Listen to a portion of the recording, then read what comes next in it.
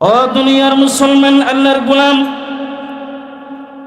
তালহা ইবনে বারা রাদিয়াল্লাহু তাআলা আনহু ছোট্ট সাহাবী নবীজিকে গিয়া বলতেছেন, ইয়া রাসূলুল্লাহ, ইয়া হাবিবাল্লাহ, আমি আপনাকে সবচাইতে বেশি ভালোবাসি।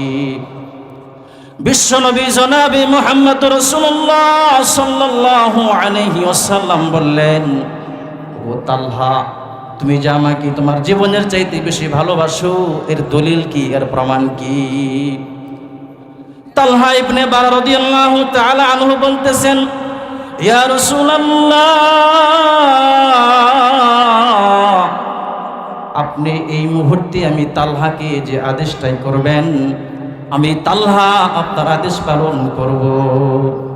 তখন নবীজি তাকে পরীক্ষা করার জন্য বললেন, তুমি যদি আমি নবীকে বেশি মহব্বত করো, তাহলে এই মুহূর্তে আমি তোমাকে আদেশ করলাম, এরকম ভাবে এই মুহূর্তে তোমার বাবার কল্লাটা আমার সামনে যদি আনতে পারো, তাহলে বুঝবো তুমি আমাকে সবচেয়ে বেশি মহব্বত করো।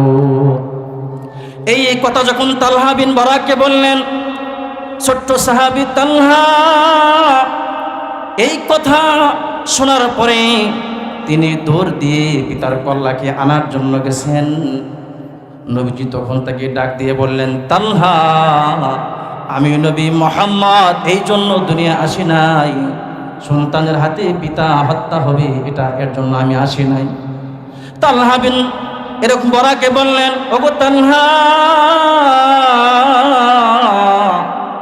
তোমাকে বাবার কল্লা আনতে হবে না, তুমি পরীক্ষায় পাশ করেছো, তোমার বাবাকে হত্যা করা আমার উদ্দেশ্য নয়, তোমাকে পরীক্ষা করা হচ্ছে আমার উদ্দেশ্য।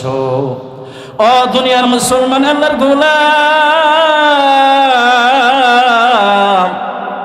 কিছুদিন পর যখন তালহা অসুস্থ হয়ে পড়লেন, নবীজিকে গিয়া বলা হলো, আপনার তালহা অসুস্থ হয়ে গেছেন। নবীজি তখন তাকে দেখতে গেলেন। দেখতে যাওয়ার পর দেখতেছেন তালহা বিন বারা রাদিয়াল্লাহু তাআলা আনহু অসুস্থ হয়ে পড়ছেন।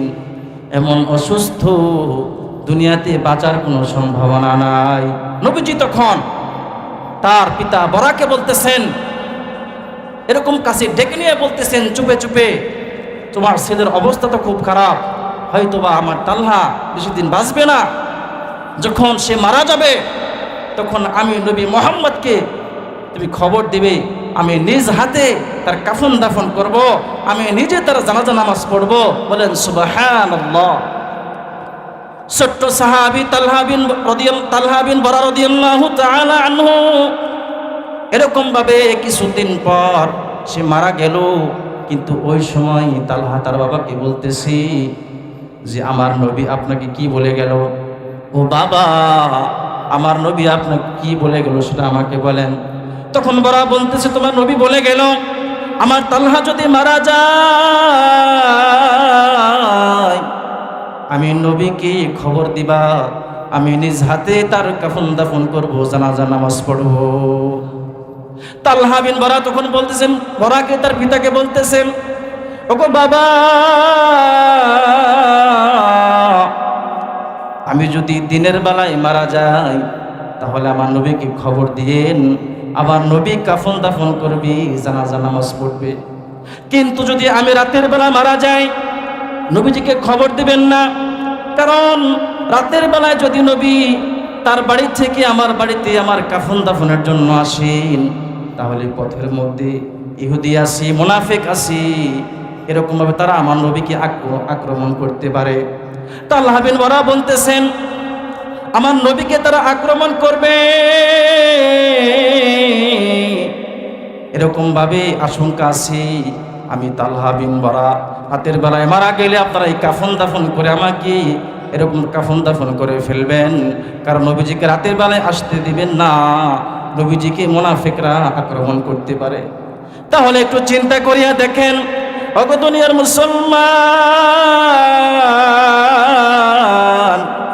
সে মরণের সময় নবীজিকে মহব্বত করতেছি, ভালোবাসতেছি, আমি মারা যাব, আমার নবীকে আক্রমণ করে আমি মরেও তো শান্তি পাবো না।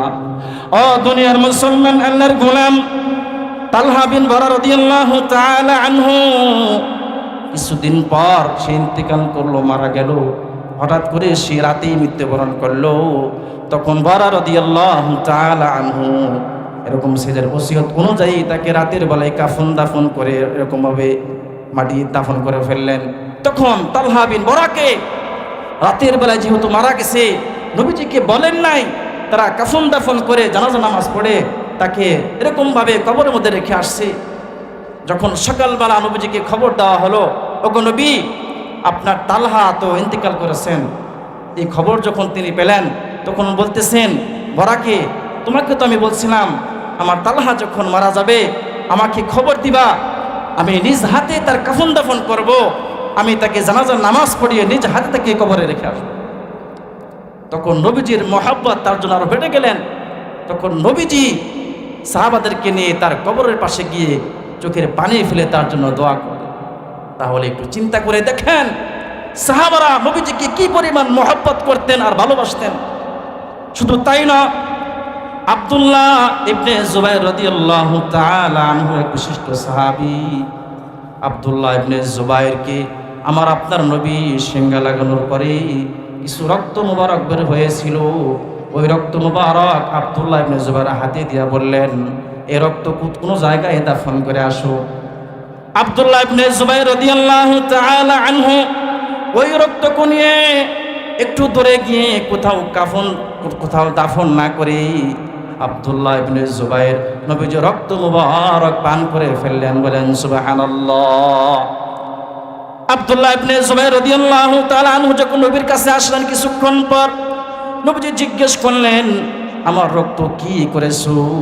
তখন আব্দুল্লাহ ইবনে জুবাইর বলল, ওগো নবী, আমি আপনার রক্ত মুবারক পান করে ফেলেছি।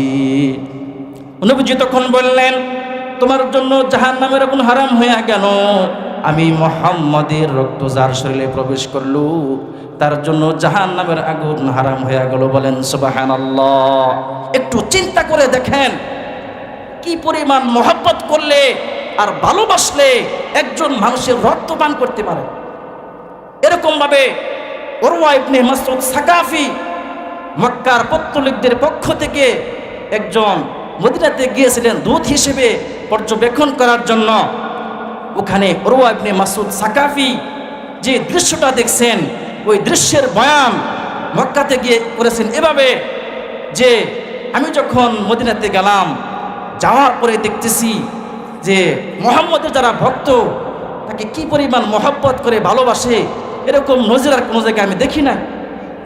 উরওয়া ইবনে মাসউদ সাকাফি বলতেছেন, মক্কায় গিয়ে মুহাম্মদের ভক্তরা এমন, মুহাম্মদ যখন থুতু ফেলে ওই থুতু তার ভক্তরা হাতে নিয়ে মুখের মধ্যে মাখে, শরীরের মধ্যে মাখে। বলেন সুবহানাল্লাহ। শুধু তাই না, মুহাম্মদ যখন ওযু করার পরে অবশিষ্ট পানি রেখে দেয়, ওই পানি লাভ করার জন্য সাহাবারা পাগল পারা হয়ে যায়। বলেন সুবহানাল্লাহ। মুহাম্মদ যখন কোনো কাজের আদেশ করে সাহাবায়ে কেরাম রাদিয়াল্লাহু তাআলা আনহুম ওই কাজটা করার জন্য প্রতিযোগিতা শুরু করে দেয়। তিনি বলেন, উরওয়া ইবনে মাসউদ সাকাফি বলেন, আমি দুনিয়ার বড় বড় রাজ দরবার দেখেছি, রোম সম্রাট তাকে দেখেছি, পারস্য সম্রাট, রোম সম্রাট, আবিসিনিয়া সহ বড় বড় রাষ্ট্র সফর করেছি, এমন কোন রাজাকে দেখি নাই তার প্রজারা এই পরিমাণ মহব্বত করে ভালোবাসি, কিন্তু মুহাম্মদের জন্য তার ভক্তরা জীবন দিতে প্রস্তুত। বলেন সুবহানাল্লাহ। ওগো নবীর উম্মতেরা হয়ে আজি দিশাহারা, কুরআন হাদিসে ঢে চলো যখন যাহা চাই মনে, নবী বিনে কে দাঁড়াবে পুলসিরাত মিজানে, নবী বিনে কে দাঁড়াবে পুলসিরাত মিজানে। এমন এতিম নবী আমার,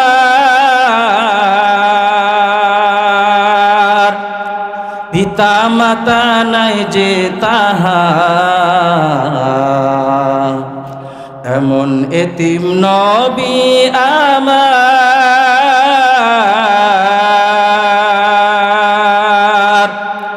পিতা মাতা নাই যে তাহার, তারপরেও কত মারা মারলো তাকে দুশ্মনে। নবী বিনে কে দাঁড়াবে পুলসিরাত মিজানে, নবী বিনে কে দাঁড়াবে পুলসিরাত মিজানে। নবীর মায়া নাই কি তোমার, কেমনে দুঃখ দাও যে আবার। নবীর মায়া নাই কি তোমার, কেমনে দুঃখ দাও যে আবার। দুরুদ পড়ো স্মরণ করো প্রথম গাটি কাফনে, নবী বিনে কে দাঁড়াবে পুলসিরাত মিজানে, নবী বিনে কে দাঁড়াবে পুলসিরাত মিজানে। সম্মানিত হাজিরিন, আপনাদেরকে বলতেছিলাম এজন্য আমার আপনার নবীকে এবং আল্লাহকে সবচেয়ে বেশি মহব্বত আপনাকে আমাকে করতে হবে। বুখারী শরীফের হাদিস ইমানের অধ্যায়ে এসেছে, লা ইউমিনু আহাদুকুম হাত্তা আকুনা আহাব্বা ইলাইহি মিন ওয়ালিদিহি ওয়া ওয়ালাদিহি ওয়ান নাসি আজমাইন। নবীজি বলেন, তোমাদের মধ্যে কেউ ততক্ষণ পর্যন্ত প্রকৃত মুমিন হতে পারবে না যতক্ষণ না সে তার পিতা থেকে, তার সন্তান থেকে এবং সমস্ত মানুষ থেকে আমি নবীকে বেশি মহব্বত না করি। সম্মানিত হাজরিন, এজন্য আপনি আর আমি যদি ঈমান দাবি করি, ঈমানদার দাবি করি, তাহলে অবশ্যই অবশ্যই আল্লাহ এবং তার রাসূলকে বেশি বেশি মহব্বত ভালোবাসা অন্তর রাখতে হবে। রাসূলের মহব্বত যদি আপনি বাড়াইতে চান, কয়েকটা আমল আপনাকে করতে হবে। এর মধ্যে একটা আমল হচ্ছে, আপনাদেরকে একটা আমলের কথা বলি। যদি নবীজির মহব্বত বাড়াইতে চান তাহলে কিছু আমল আপনাকে করতে হবে, ঠিক না? শুধু মুখে মুখে বললেন নবীজিকে ভালোবাসি, মহব্বত করি, এটা হবে না। এরকমভাবে আপনার প্রত্যেকটা কাজের মধ্যে নবীজির সুন্নাহকে আপনি অনুসরণ করে চলতে হবে। আপনি এমন কোনো কাজ নাই যে কাজের মধ্যে নবীর সুন্নাহ নাই। কি বলেন? আপনি যখন বাথরুমে প্রবেশ করবেন তখন একটা দোয়া আছে, আল্লাহুম্মা ইন্নী আউযু বিকা মিনাল খুবুসি ওয়াল খাবাইস। আপনি দোয়াটা পড়ে বাথরুমে প্রবেশ করলেন, বের হওয়ার সময় দোয়াটা পড়লেন, তাহলে আপনি বাথরুমে যে সময় কাটালেন 5 মিনিট, এই 5 মিনিট ইবাদত হয়ে গেল। বলেন সুবহানাল্লাহ। আপনি রাতের বেলায় যখন ঘুমান, ওযু করে যখন আল্লাহুম্মা বিসমিকা আমুতু ওয়া আহইয়া, এই দোয়াটা পড়ে যখন আপনি ঘুমাইলেন, ঘুম থেকে উঠে গুফরানাকাল হামদুলিল্লাহিল্লাযী আযহাবা আন্নিল আযা ওয়া আফানি, এই আমলটা আপনি করলেন। আপনি 8 ঘন্টা 6 ঘন্টা ঘুমের মধ্যে রইলেন, এই সময়টুকু আপনার আমল হয়ে গেল। বলেন সুবহানাল্লাহ। তাহলে আপনার জীবন চলার পথে প্রত্যেকটি কাজ নবীর সুন্নাহকে অনুসরণ করতে হবে, নবীজির সুন্নাহ মতো আপনাকে জীবনযাপন করতে হবে। আপনার মাথা থেকে পা পর্যন্ত আপাত মস্তক আপনার শরীরের মধ্যে নবীর সুন্নাহ থাকতে হবে। সম্মানিত হাজিরিন, এরকমভাবে নবীর উপরে বেশি বেশি দুরূদ শরীফ পাঠ করতে হবে।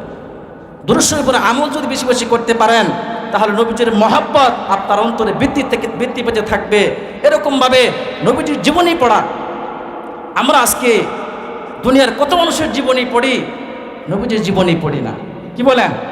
এজন্য আপনাকে আমাকে এই 24 ঘন্টার সময়ের ভিতরে অল্প সময় হলেও নবীজির জীবনী বেশি বেশি পড়া, নবীজির মিলাদ, এরকম নবীজির সিরাত, এগুলো নিয়ে আপনাকে একটু গবেষণা করা। আপনি পড়তে জানেন না, যে পড়তে পারে তার থেকে একটু তেলাওয়াত শুনেন, তার থেকে কিছু কথা শুনেন, তাহলেও আপনার অন্তরের মধ্যে নবীর মহব্বত বৃদ্ধি পেতে থাকে। সম্মানিত হাজিরিন, যদি নবীর মহব্বত ভালোবাসা দাবিদার আপনি এরকম দাবি করেন, তাহলে নবীজির সুন্নাহর উপর আমল করার কোনো বিকল্প নাই। আপনি যখন নবীজিকে মহব্বত করবেন, ভালোবাসবেন, নবীজির সুন্নাহকে আপনি আঁকড়ে ধরবেন, তখন আল্লাহ তাআলা আপনাকে মাফ করে দেবে। আল্লাহ বলেন, কুল ইন কুনতুম তুহিব্বুনাল্লাহা ফাত্তাবিউনি ইউহিব্বুকুমুল্লাহ ওয়া ইয়াগফির লাকুম যুনুবাকুম ওয়াল্লাহু গফুরুর রহিম। সম্মানিত হাজিরিন, এই আয়াতের মধ্যে আল্লাহ বলছেন, হে নবী আপনি বলে দেন, কুল ইন কুনতুম তুহিব্বুনাল্লাহ, যদি তোমরা আল্লাহকে ভালোবাসতে চাও, নবী বলতেছেন যে ফাত্তাবিউনি ইউহিব্বুকুমুল্লাহ, আমি নবীজিকে অনুসরণ করো, আল্লাহ তোমাদেরকে ভালোবাসবেন, ওয়া ইয়াগফিরু লাকুম যুনুবাকুম, এবং তোমাদের গুনাহগুলি মাফ করে দিবেন। বলেন সুবহানাল্লাহ। সম্মানিত হাজরিন, যে কথাগুলো বললাম, আল্লাহ তাআলা আমাকে আপনাদের সকলকে আমল করার জন্য তৌফিক দান করেন। সকলে বলেন আমিন। ওয়া মা আলাইনা ইল্লাল বালাগ। আসসালামু আলাইকুম ওয়া রাহমাতুল্লাহি ওয়া বারাকাতুহু।